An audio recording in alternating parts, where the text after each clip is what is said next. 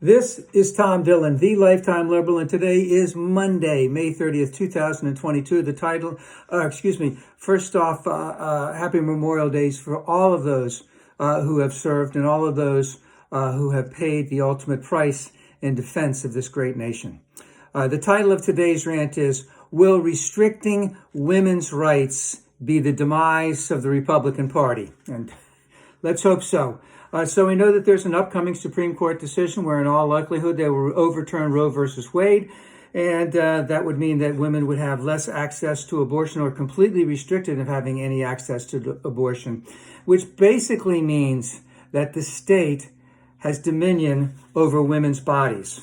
And again, a lot of this, we got to go back just a little bit, this really does not have a lot to do with abortion and has everything to do with white Christian men wanting to have dominance over women. So if we go back to 50 years ago when Roe versus Wade came out, the Republicans were working for a wedge issue to incite anger and instill fear, et cetera, instead of looking for solutions, because they're not the party of the solutions, they're the party of, let's just say, restrictions.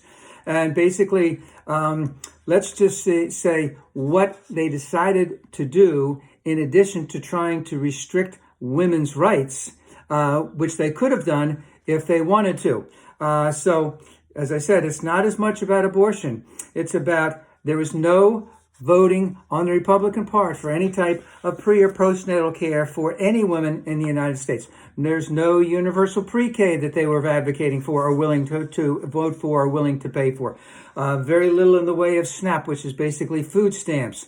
No free or reduced cost in terms of child care so that more women could go out and work. No universal health insurance so that women wouldn't have to worry about the high cost of having children. And of course, no increases in the minimum wage. One was, it was increased in 2007. I think it was increased in the early 90s before that. None of that.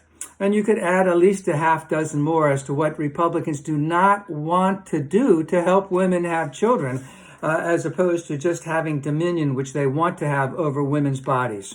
So it is basically a 100% political issue, and it's there because they want a political gain out of all of this.